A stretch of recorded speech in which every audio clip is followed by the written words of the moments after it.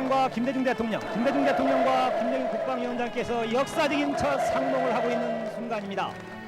여기 오기까지 참으로 긴 세월이 필요했습니다.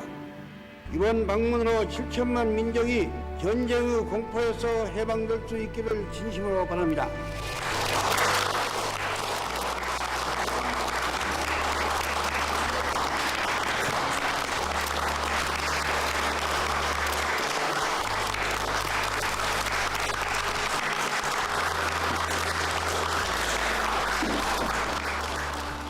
네, 6.15 남북 공동선언 20주년입니다. 아무리 사이가 나빠도 기념일에는 그래, 우리 그때처럼 다시 한번 잘해보자 하는 법인데 북한은 의도적으로 관련 언급을 피했습니다. 6.15를 아예 없던 일 취급했습니다. 대신 끝장을 볼 때까지 서릿발 치는 보복 행동은 계속된다며 군사행동 가능성을 거듭 압박했습니다. 이미 천명한 대로 쓸모없는 북남 공동연락사무소가 형체도 없이 무너지고 그 다음 대적행동의 행사권은 우리 군대에 위임될 것이다. 남조선 당국은 그 어떤 오그랑수로도 우리의 신성한 최고 존엄을 모독하고 북남 관계의 총파산을 불러온 책임에서 절대로 벗어날 수 없으며 응분의 대가를 치르게 될 것이다. 네, 뭐든 맞잡아야 박수라도 치는 법이죠. 우리 정부는 잠시 뒤 5시 반부터 시작하는 20주년 기념식을 급하게 축소했습니다. 식순도 줄이고 시간도 줄였습니다. 김현철 통일부 장관은 오늘 아침 민주당이 주최한 기념식에서 축사를 했는데요. 평화는 저절로 주어지는 것이 아니라며 6.15 정신을 재차 호소했습니다. 대화 협력은 남과 북 쌍방에게 도움이 되고 한반도에 사는 모든 사람들의 삶을 보다 나은 방향으로 변화시킬 것입니다. 6.15 선언은 변함없는 남북관계의 나침반입니다.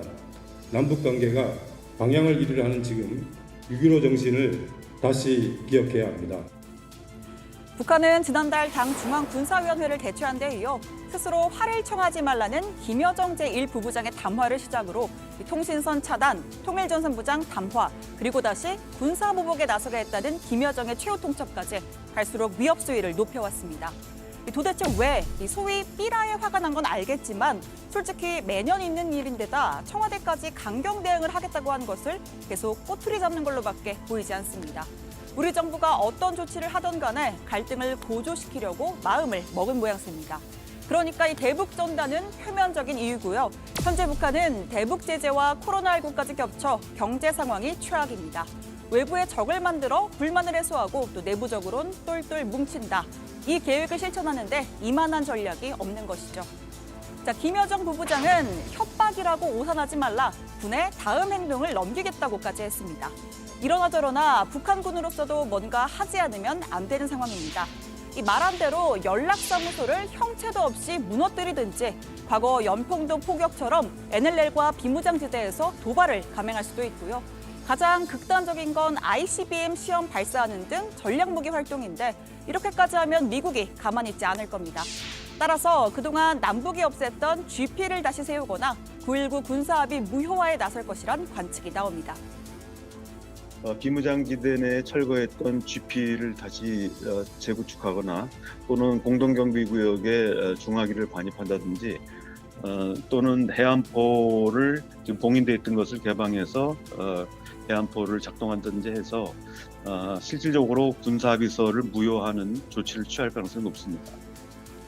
그런가 하면 남북 관계를 상징하는 평양냉면도 순환입니다. 고반장이 참 좋아하는 음식이고 저도 슬슬 그 특유의 밍밍함에 빠져들고 있던 중이었는데 평화의 상징이 된 지 불과 2년 만에 갈등과 비난의 소재로 전락했습니다.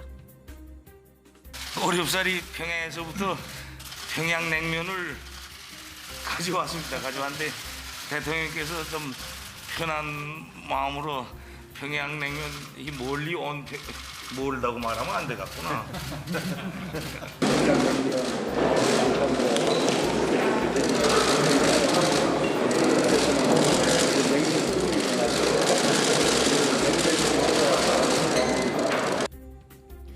네, 냉면 논쟁을 시작한 건 다름 아닌 옥류관 주방장입니다. 북한의 대외선전 매체 조선의 오늘에서 문재인 대통령을 향해 좀 순화를 해서 읽어보겠습니다. 국수를 먹을 땐 요사를 떨고 돌아가 전혀 한 일이 없다라는 비난을 퍼부었습니다. 이 하다하다 주방장까지 동원한 건 북한이 남북 관계에서 이 평양냉면이 가진 함의를 잘 꿰뚫고 있다는 반증이기도 합니다. 정치권에서도 갑론을박이 벌어졌는데요. 민주당은 북한 달래기에 통합당은 강경 대응에 초점을 맞췄습니다. 우선 4.27 판문점 선언의 국회 비준 동의를 추진하겠습니다. 그리고 남북관계 발전을 위해 개성공단과 금강산 관광에 소속한 재개도 추진되어야 합니다. 북한은 자중자애하고 남북 간 합의를 충실히 이행해 줄 것을 촉구합니다. 최근 북한은 우리 정부와 대통령을 향해서 비난과 조롱을 넘어서 군사적 도발까지 예고하고 있는 상황입니다.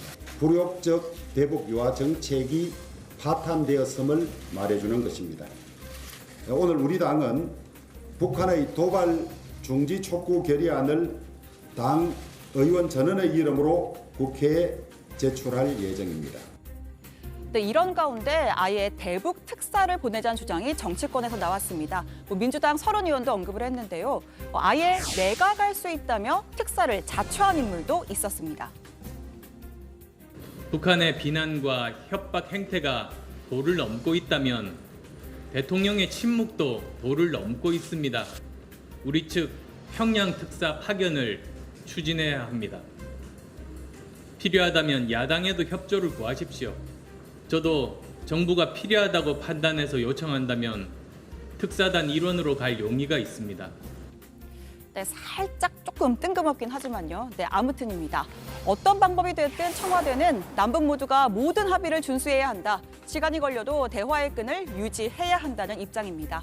이제 시선은 문 대통령의 입에 쏠리는데요.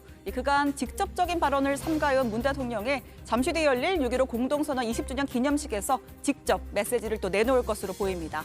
관련 소식은 들어가서 속보로 더 전해드리겠습니다.